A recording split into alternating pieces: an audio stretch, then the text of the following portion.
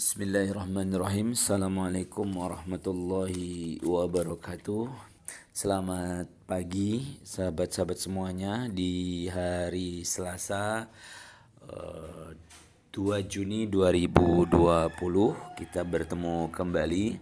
Terima kasih masih membersamai channel ini, channel Risnaldi Sikumbang.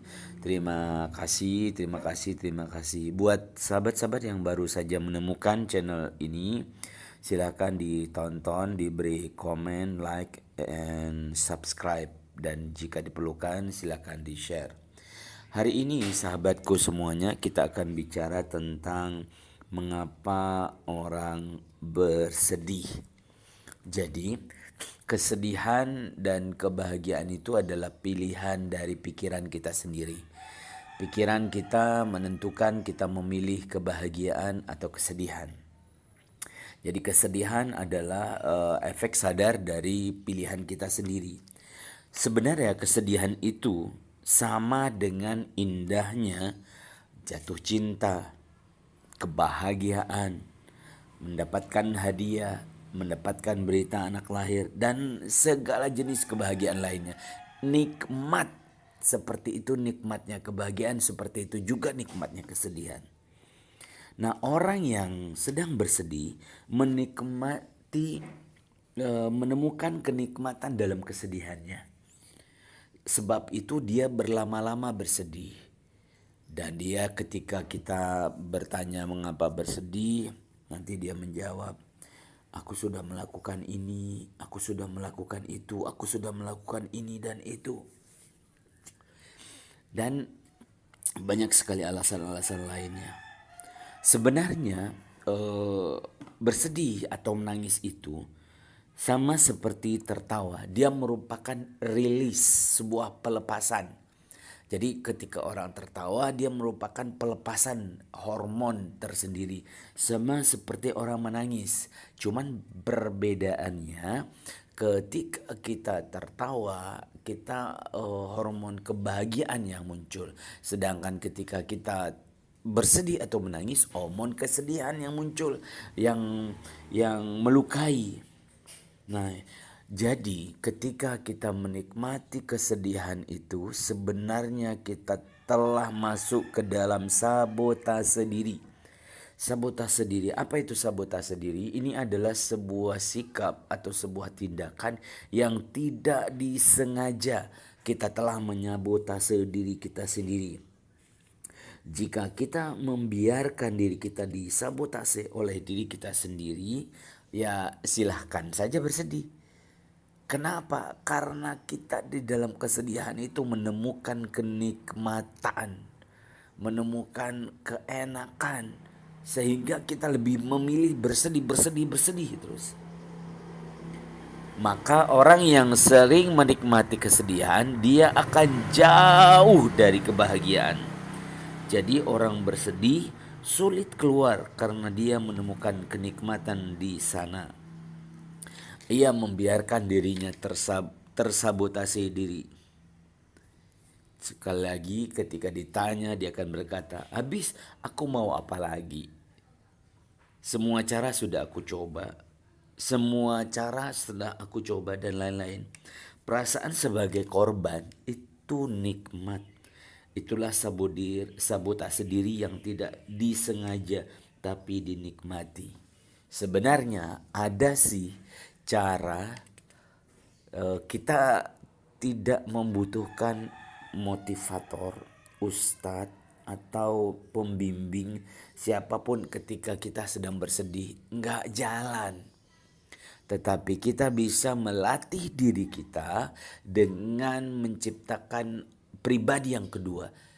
Misalkan saya Risnaldi Sikumbang sedang menangis, sedang bersedih, maka dibuatlah copy paste diri saya sendiri, Risnaldi Sikumbang 2. Maka Risnaldi Sikumbang 2 akan menghampiri, duduk di berhadapan seperti minum kopi bareng, lalu berkata kepada Risnaldi Sikumbang 1, hai Risnaldi Sikumbang, katanya motivator, katanya trainer, katanya orang sukses. Kenapa bersedih? Kenapa bersedih? Apa kurang pemberian dari Tuhanmu? Apa kurang nikmat dari Tuhanmu? Come on, bangkit, bangkit. Dan segala macam cara yang bisa kita lakukan untuk memulihkan diri kita sendiri. Kamu ini lucu loh kalau bersedih. Nah, tertawalah.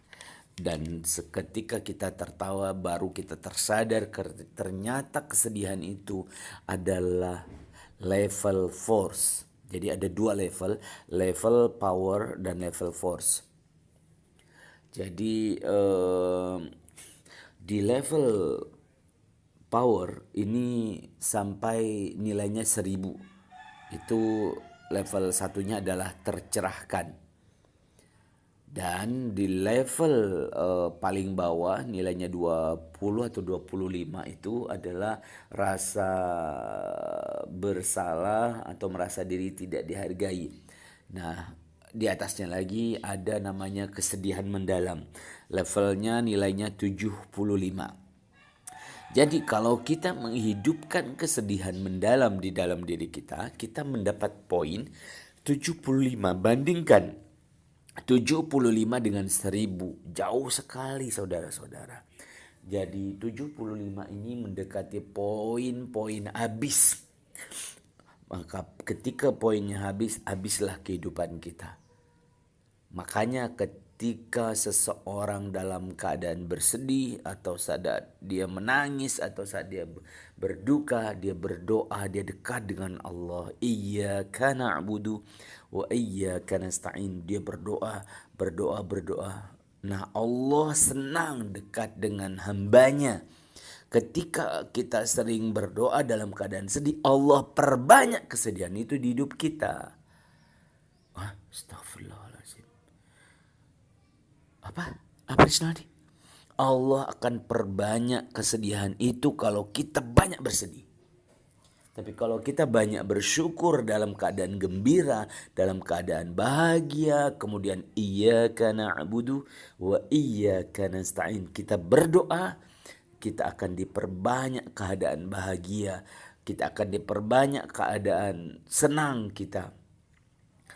Iyyaka na'budu wa iyyaka nasta'in. Dan terakhir sebagai tips dari saya, sebagaimana ketika kita sholat, ketika Al-Fatihah imam membaca A'udzubillahi minasyaitonirrajim. Bismillahirrahmanirrahim. Alhamdulillahi rabbil alamin. Ar-Rahmanir-Rahim.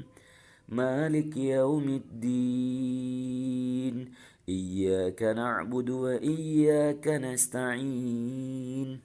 Nah, saat di situ langsung ucapkan kepada Allah keinginan terbaik kita. Ya Allah, aku kepingin lepas hutang. Ya Allah, aku kepingin impianku terwujud. Ya Allah, aku kepingin. Ucapkan di situ berkali-kali setiap sholat. Demikian saudara-saudaraku semuanya, semoga kita terhindar dari sifat penyedih dan meratapi diri. Assalamualaikum warahmatullahi wabarakatuh.